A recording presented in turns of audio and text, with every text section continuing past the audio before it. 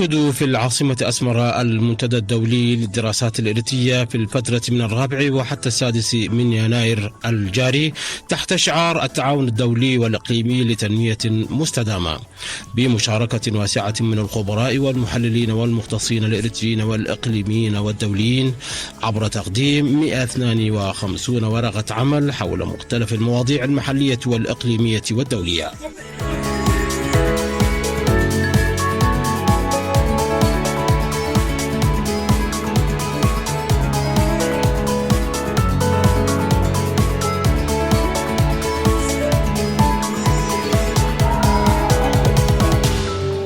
في اليوم الأول للمنتدى وبعد جلسة الافتتاح قدمت في قاعة سلام في فندق أسمرة بلس عدة أوراق عمل حول العديد من القضايا، كان أبرزها الورقة التي قدمها البروفيسور محمد حسن حول الفيدرالية ومميزاتها وعيوبها وهل تناسب واقع المنطقة الأفريقية والقرن الأفريقي، والورقة التي قدمتها الدكتور أوليفيا والدميكيل حول تجربة الفيدرالية في جمهورية إثيوبيا الفيدرالية. Federalism have nothing with language. You will put border between languages. وأورد البروفيسور محمد حسن عدة أمثلة حول التعامل مع الفيدرالية في المنطقة والعالم. والله أولا مشكورين، عزموني للمنتدى هذا وسألوني أتحدث على شيئين. أولا الفكرة الفيدرالية، فأنا شرحت الفكرة الفيدرالية هي مش دواء لكل مشاكل. الفيدرالية عندها قيم تاريخية، والفيدرالية كمان ما عندها أي علاقة مع اللغة ولا الدين. لما تطبق الفكرة هذا على أسس عرقي ولغوي ده حتغير البلد إلى بلد عنصري، وما حتبنى فيها الوطنية، وما تقدر فيها كمان تبني فيها وطنية عصرية تحط حجار ولا ستارة بين الشعوب لو هم يتكلموا عدة لغات ومش عارف زي بلدي إثيوبيا.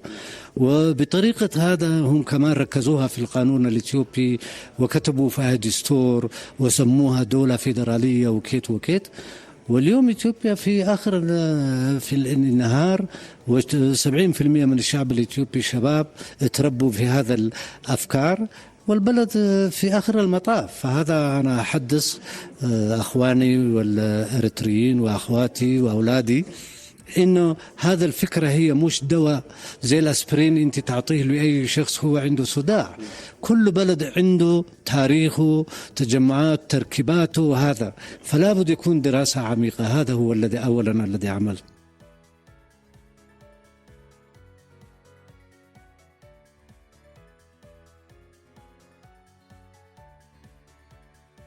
الفيدرالية هي قائمة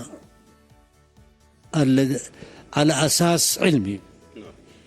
الدول الذي ومنطقة الذي ما كانوا موحدة لما أصبحوا دول لكي يوحدوهم جابوا فكرة الآن هي ما كانوا مع بعض. لما تأخذ الولايات المتحدة كانوا ولايات مختلفة وعندهم حدودهم، وحدودهم هي نهر ولا جبال ولا كذا، ما كانوا هم يتكلموا اللغة الإنجليزية.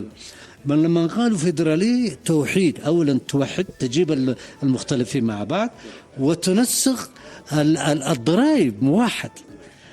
لكن أنت عندك موحد مهما كان المشاكل العرقيات موجودة. لما تقسمهم بأساس عرقي ولغوي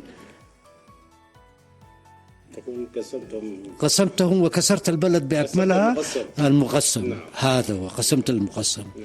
كما تم تقديم ورقة عمل حول كثرة المبادرات لحل الصراعات في القرن الأفريقي مع ذكر الصومال والسودان كنموذجين لذلك. قدمها الدكتور السفير الصومالي علي فقي، أورد فيها المنابر المتعددة التي انعقدت حول الشأن الصومالي وفشلها في حل الأزمة لما حملته من أجندة خارجية وإقليمية خاصة بها.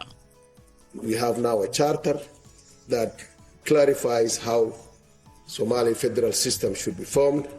تلا ذلك ورقة قدمها الدكتور عجيب الأمين المحاضر السوداني في كلية عبد القيح حول عسكرة السلطة السياسية في السودان وتأثيراتها الداخلية والإقليمية، تناول فيها تاريخ الحكم العسكري في السودان في مختلف المراحل التاريخية وتأثيراته وافرازاته الحالية. ما حصل في السودان من عسكرة السلطة السياسية فيه تحيز إلى فئة سياسية أو إلى جهة ما.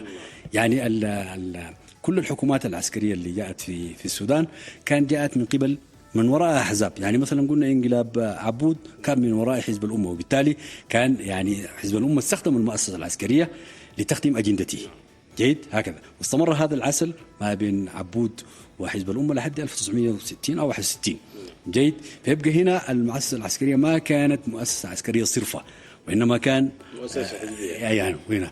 وكذلك الشيوعيين لما جاءوا بانقلاب جعفر النميري 1969 برضو هناك كذلك الحزب الشيوعي استخدم المؤسسة العسكرية، والتي كان ينبغي أن يفترض أنها تكون مؤسسة قومية تمثل كل السودان، ولا ينبغي لها أن تحيد عن ذلك الخط القومي هكذا. وكذلك جاء انقلاب حزب الجبهة الإسلامية القومية في 1989، وهو استخدام صريح كان للمؤسسة العسكرية، ولأنهم بقوا في السلطة ل3 عقود. هذه المدة الطويلة مكنتهم من أنه يسيسوا المؤسسة العسكرية كلها، وكذلك تسييس المؤسسات الأخرى.